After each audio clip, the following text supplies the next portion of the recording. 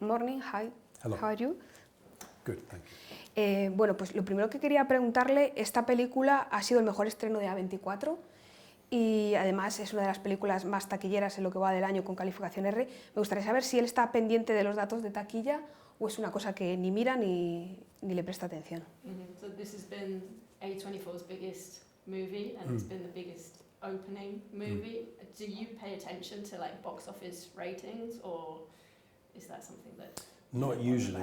Not usually, but in this film I did, because the subject matter and the film was a really big risk for A24, and they had to, in order to make it, they had to make a bigger commitment than they'd ever made before. And you know, if you make a film for $14 million, it's a lot of money, but you don't really hurt the studio if it fails. They're annoyed, they're disappointed, but they survive. I think this was a much bigger risk. It was a big risk on a risky film. And I felt a strong sense of obligation that I really wanted to give them the money back. I mean, it's not me giving the money, but I didn't want to waste their money because they stand for something which is supporting independent, difficult films. And I would, on a personal level, feel very ashamed if they gave me that trust and then I failed. ¿Y a las críticas les presta atención, las lee? And do you read reviews? Yes and no. So I read reviews initially and then I stop. Why? Well, for lots of reasons, for many reasons. But one of the reasons is that firstly, there are a lot of reviews, so there's just, you have to spend a lot of time if you want to do it. But also, they become, in a sense, repetitious. And I know there may be some reviews that are saying something that nobody else has said before, I understand that. But usually there's a general tone, and it just repeats the same tone. And I have a kind of instinct, which I think lots of people in my job have, that there's a moment where it becomes dangerous to listen too much to what people are saying, because it can silence you, it can make you afraid to do something else. And in a way, that's just like a strategic mistake.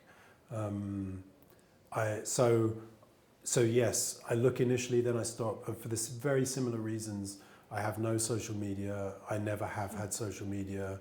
I don't read social media. Sometimes with my children, it puts me at a disadvantage because they understand the world in a slightly different way to me, and I can't connect with them over some things because I just don't understand it. But on balance, I think for me and my job, it's probably the right thing.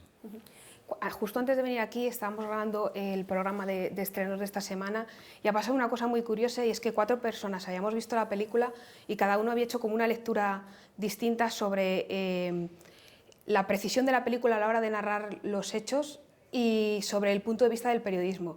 Me gustaría saber si él cree, como autor, que hay una lectura correcta de la película y una incorrecta, o todas tienen cabida.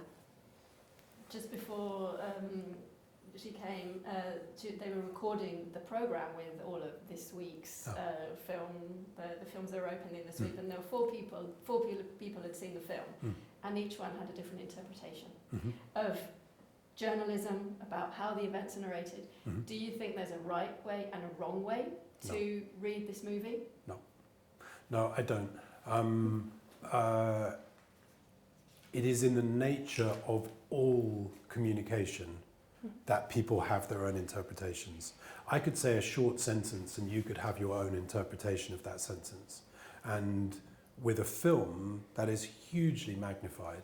And I think that the number of times I have had a disagreement, I don't mean an argument, a disagreement with a friend about the motivation of a character within a book or a film or whatever, it's it's almost always the case. So you can either fight that, which I think is pointless, or you just accept it.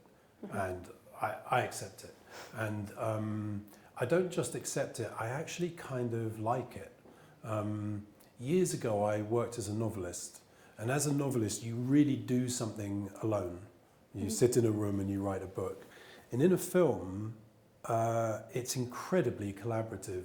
And I always personally think that too much attention is put on the director. It ignores the input of many, many other people who have a very significant role in making the film. And so the truth is, the film itself has been made with different voices and different interpretations. And really the viewer is just then joining up with, so no, it doesn't bother me at all. La película tiene un cast muy interesante y que está muy bien en todos los sentidos, pero destaca sobre todo Kirsten Dunst. No sé si él piensa en la temporada de premios, ya que empieza a oírse Civil War y sus posibilidades. The cast is amazing. It's a very interesting group of people, especially Kirsten Dunst. Are you already looking towards award season? Is there anything already talking about Civil War? There is zero chance that this film is going to win any awards. I've spent 25 years in the film industry and I know how these things work. Look, I think Kirsten did a fantastic job and it would be very nice if she was nominated, but I would not expect it with a film like this. I think the film is too divisive. If a film is that divisive in a way, just by the sort of slightly corrupt democracy, semi-democracy of award systems, you're already out, I think. But you know what? You know where you might see it, if it's a serious question, is actually with things like sound designers or editors or people like that, on the technical areas. I think poor Kirsten, she deserves one, but I would not expect that, I'm afraid. ¿Me da tiempo una rápida? Y para acabar quería preguntarle, hemos hablado de cosas como muy importantes, pero la película al final es muy entretenida y todo su cine trata temas muy importantes que abren debate y conversación, pero son todos muy entretenidos. Diría que esa es como su marca de autor.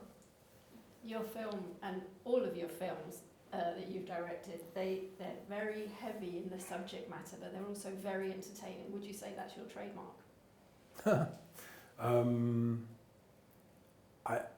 I wish I could, but no, I can't say that. Because if they were entertaining, more people would see them.